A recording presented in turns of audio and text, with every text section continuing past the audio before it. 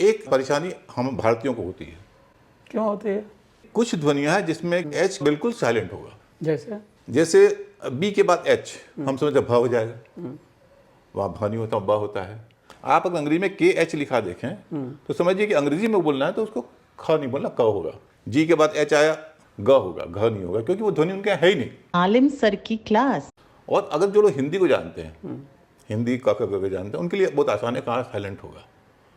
वो है महाप्राण ध्वनिया। महाप्राण ध्वनिया उनको कहते हैं, हमारी जो वर्णमाला है दूसरी और चौथी ध्वनि।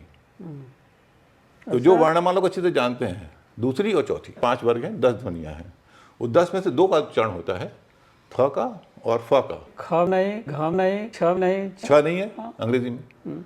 तो अंग्रेजी में आप छत्तीसगढ़ लिखेंगे कि सी डबल एच कर छत्तीसगढ़ लेंगे, वो छत्तीसगढ़ नहीं बोल पाएगा, वो छत्तीसगढ़ बोलेगा। तो ऐसी ध्वनियाँ, ऐसे शब्द है भी नहीं, तो ख नहीं है। आप अगर अंग्रेजी में के एच लिखा देखें तो समझिए कि अंग्रेजी में बोलना है तो उसको ख नहीं बोलना, क होगा। जैसे लखनऊ, अब लखनऊ जो है हिंदी में लखनऊ बोलते हैं, अंग्रेजी में क्या स्पेलिंग है? LUC के। एच कहाँ है?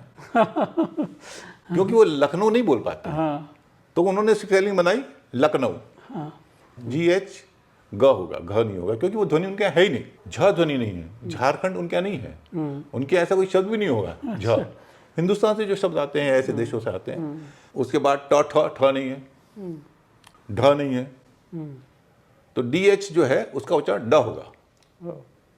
आप कहीं DH देखें तो वहाँ पर, जैसे ढाका जो राजधानी थी वहाँ की, आपकी बांग्लादेश की, पूर्वी पाकिस्तान की पहले, उसका अंग्रेजी में आपको पता है क्या स्पेलिंग थी उसकी? बाद में उन्होंने बदला, बांग्लादेश बनने के बाद उन्होंने स्पेलिंग बदली।